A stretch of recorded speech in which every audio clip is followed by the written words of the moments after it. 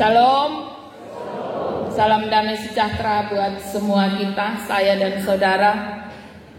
Berbahagia hari ini karena kita mendapatkan kesempatan untuk kembali mendengarkan firman Tuhan. Di bawah tema pelayanan kudus yang menyembuhkan, kita ada dalam pembacaan surat Yakobus.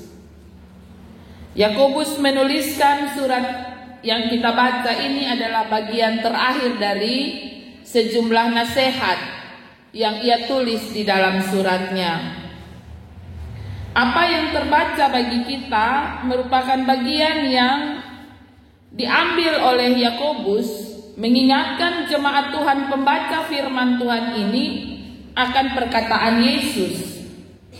Matius 5 ayat 34 sampai ayat 37 dipakai oleh Yakobus untuk menjelaskan tentang bagaimana orang percaya hidup dalam komunitasnya. Ia memulai dengan mengatakan hal tentang sumpah. Tetapi yang terutama, janganlah kamu bersumpah demi sorga maupun demi bumi atau demi sesuatu yang lain. Jika ya, hendaklah kamu katakan ya. Jika tidak, hendaklah kamu katakan tidak. Rupa-rupanya ada kecenderungan orang untuk suka bersumpah ketika mengatakan sesuatu. Kalau pada masa kini, bagaimana dengan pendapat kita? Ketika seseorang mengatakan sesuatu dan ia cepat-cepat bersumpah, apakah pernyataan yang ia berikan itu kita percaya atau kita ragu? Ya. Biasanya kita lebih mudah ragu ya. Ini orang begitu omong dia langsung sumpah. Beta lihat langsung. Beta dengar langsung. Tapi ketika dibawa ke pengadilan, ya, dia tidak bisa bersumpah. Dia tidak bisa memberi kesaksian karena dia dengar dari pihak pertama, kedua, ketiga. Dia tidak lihat langsung. Tapi saat dia cerita, beta lihat langsung. Beta dengar langsung. Ya. Saudara-saudaraku yang kekasih, ini sedang berbicara tentang kehidupan orang Kristen. Kehidupan orang percaya setiap hari. Sebagai orang Kristen atau sebagai orang percaya, mestinya perkataan kita sejalan dengan perbuatan kita, dan itu harus dapat dipercaya. Sehingga apa yang menjadi nasihat Yakobus ini tidak diperlukan. Maksudnya orang tidak perlu harus bersumpah. Ya, tidak, ya tidak. Perkataan kita harus dapat dipercaya. Perbuatan kita sejalan dengan perkataan kita. Ya, sehingga kita tidak perlu setiap kali kita membuat komitmen atau janji, ya, kita akhirnya melanggar. Yang menjadi pertanyaan, apakah kita sudah dapat dipercaya atau tidak? Setiap ucapan kita bisa dipercaya atau tidak? Dapatkah orang mempercayai apa yang kita perkatakan? Sebagai orang percaya, setiap perkataan yang keluar, kita harus ingat adalah merupakan cerminan dari kehidupan kita. Apalagi sebagai anak-anak Tuhan, setiap perkataan yang keluar adalah firman, adalah roh. Setiap anak-anak Tuhan, perkataannya itu berisi roh.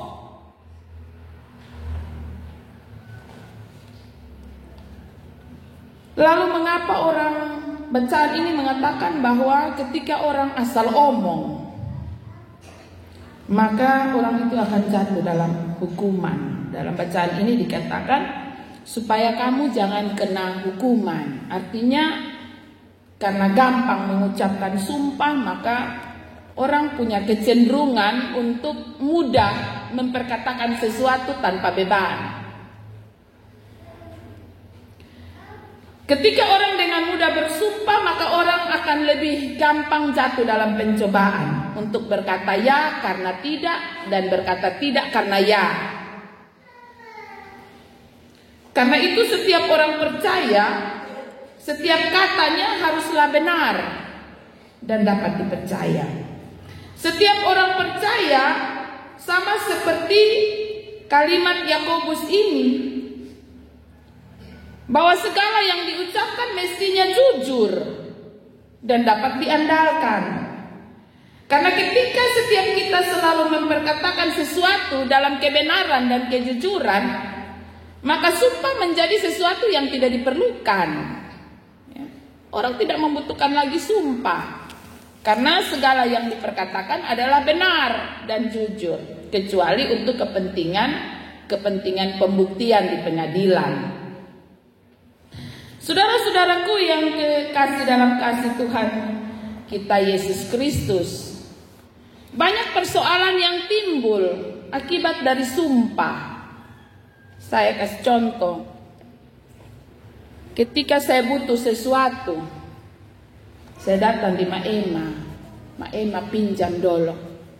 Beta janji, beta sumpah. Ini kalau bisa pakai janji dan sumpah, hati-hati. Ya. Saudara-saudaraku yang kekasih, kalau omong soal pinjam meminjam, kira-kira alasan apa yang membuat kita sebagai orang yang meminjam mau mengembalikan apa yang kita pinjam? Keringat. Apakah kita menunggu ditagih? Ataukah kita menunggu kita keluar di NTT update baru kita mengembalikan? Saudara-saudaraku yang kekasih, mestinya ada dalam diri kita sebuah kesadaran untuk setiap yang kita lakukan. Ada tanggung jawab di sana, ada komitmen di sana dalam setiap yang kita perkatakan, dan itu terjadi dalam setiap tindakan kita. Janji adalah sebuah kebenaran dan di dalamnya ada kepastian. Tetapi seringkali kita pakai standar ganda. Standar ganda yang dimaksud di sini ialah kalau saya bersumpah bahwa maka saya melakukan. Tetapi sekalipun saya berjanji, tapi kalau saya tidak bersumpah, tidak harus saya lakukan. Nah, ini standar ganda yang seringkali dipakai oleh anak-anak Tuhan juga. Dia lupa bahwa apa yang ia perkatakan adalah sebuah firman yang sedang dia sampaikan. Apa yang dia perkatakan mestinya ia harus sadar bahwa ia tidak saja sedang berbicara kepada manusia, tapi ia sedang memperkatakan sesuatu juga di hadapan Allah. Ada satu cerita, ini tentang Abu Nabas. Seseorang meminjamkan uang dari Abu Nabas, ya, dia pinjam 100. Kita pinjam dulu, nanti beta kembalikan 2 hari lagi. Ya, Abu Nabas memberi dengan dia tahu ini orang nih bisa dipercaya. Jadi dia nih kalau 100 bisa, dia mau kasih kembali ke sonde sana apa. Maka dia kasih. 2 hari kemudian ternyata orang ini mengembalikan 100.000. Kemudian beberapa hari kemudian orang ini datang lagi. Bapak beta pinjam 500. Abu Nabas bilang, oh ini bahaya. Abu Nabas langsung bilang dengan dia bilang, Anda telah mengecewakan saya. Ketika Anda meminjam kali pertama, saya yakin Anda tidak kasih kembali karena itu saya memberi.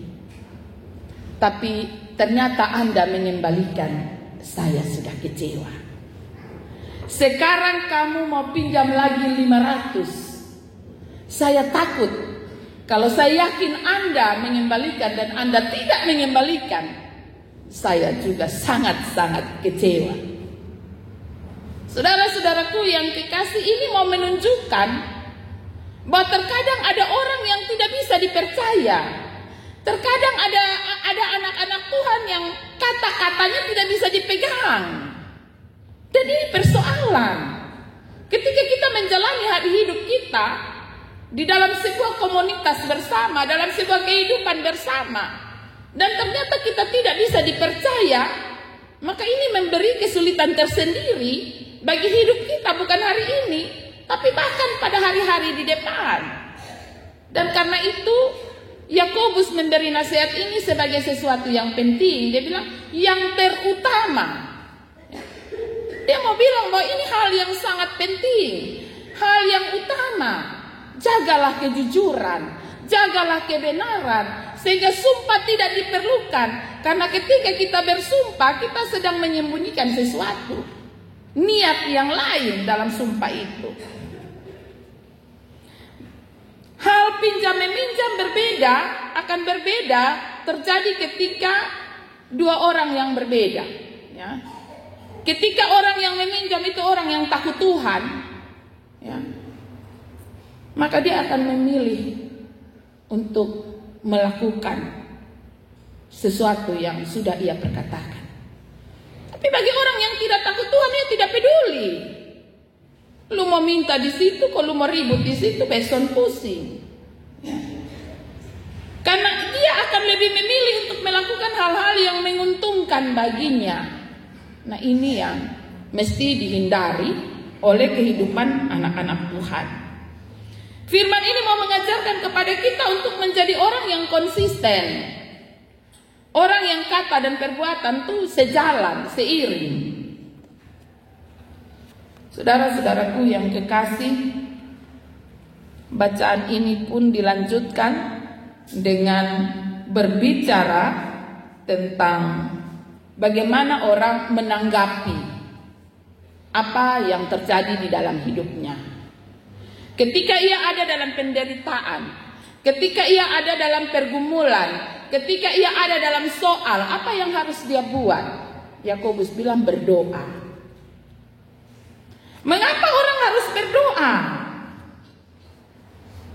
Karena di dalam doa ada pengakuan. Karena di dalam doa ada permohonan. Hanya di dalam doa saja orang bisa ada pengakuan. Ya. Karena di dalam doa ada harapan. Di dalam doa ada kekuatan. Di dalam doa ada keyakinan dan kepastian. Itu kenapa Yakobus bilang, ketika engkau ada dalam penderitaan, ketika engkau ada dalam pergumulan, ketika engkau ada dalam soal, berdoa.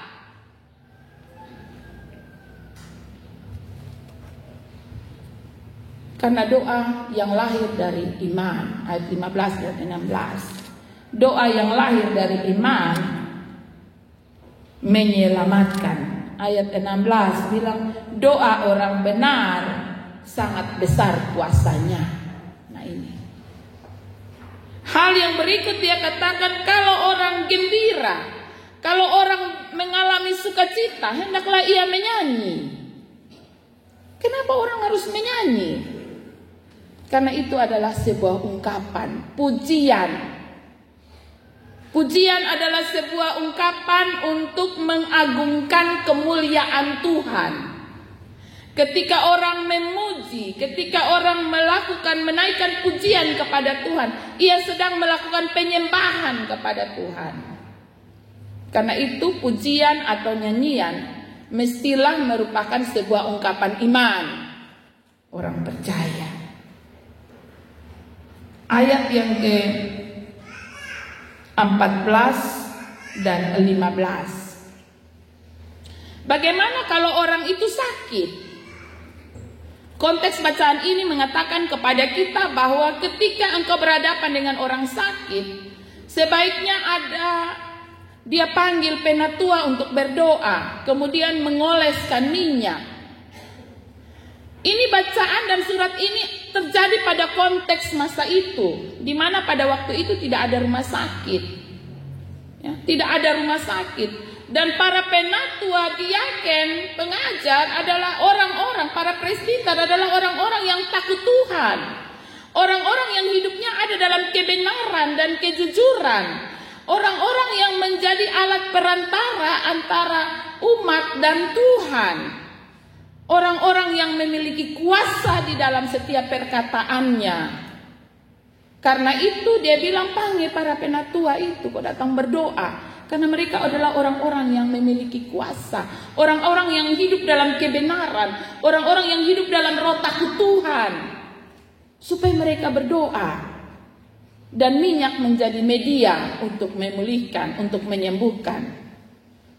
Konteks ini juga masuk pada dunia saat ini. Sama seperti minyak, itu adalah alat yang dipakai. Demikian juga media yang ada saat ini. Rumah sakit adalah alat yang bisa dipakai oleh Tuhan. Berdoa dan bekerja. Ya. Karena di dalam doa kita ada dalam pengakuan. Dan di dalam doa kita mendapatkan pengampunan.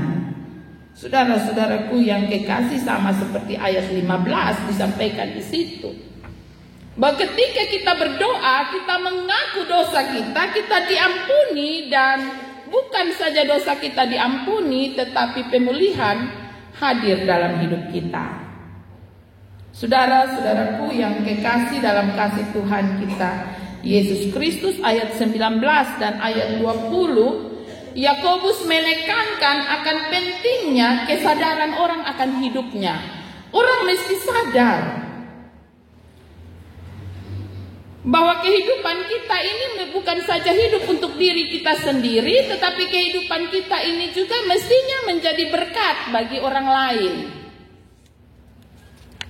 Di sini dikatakan bahwa jika ada di antara kamu yang menyimpang dari kebenaran dan seorang membuat dia berbalik, maka barang siapa membuat orang berdosa berbalik dari jalannya yang benar, ia menyelamatkan jiwa orang itu dari maut dan menutupi banyak dosa. Inilah arti dari kehidupan kita ada di sekeliling. Kita ada untuk menjadi agen pembaharu, agen yang menyelamatkan, agen yang menolong orang untuk sadar akan hidupnya, ya, sehingga kita tidak menjadi batu sandungan bagi orang lain. Menutup bacaan ini, Yakobus mengingatkan saya, mengingatkan kita semua, bahwa hidup di antara sesama dalam setiap komunitas adalah hidup yang berarti, bukan hidup yang sia-sia. Kita menjadi anak Tuhan yang berarti bagi sesama ketika kehidupan kita tanpa kita memberi nasihat kepada orang. Ketika kehidupan kita selalu mencerminkan kejujuran dan kebenaran, hidup kita mencerminkan hidup orang takut Tuhan, maka semua orang yang ada di sekeliling kita pun akan mendapatkan pengaruh baik dari hidup kita. Dan itulah yang sesungguhnya disebut sebagai pelayanan kudus. Pelayanan yang menyembuhkan, kehidupan yang menyembuhkan orang lain dari cara hidup mereka yang mungkin masih jauh dari Tuhan. Saya dan saudara terpanggil untuk hal yang sama. Kehadiran kita di tengah dunia adalah untuk menyatakan bagaimana Allah hidup, bagaimana Yesus menjalani hidupnya, bagaimana ia menjadi berkat, bagaimana kebenaran yang sesungguhnya, bagaimana orang percaya harus hidup, bagaimana kejujuran itu hidup dalam kehidupan kita. Biarlah firman Tuhan ini bisa menolong saya dan saudara untuk menjalani hari hidup yang berarti bagi Tuhan. Amin.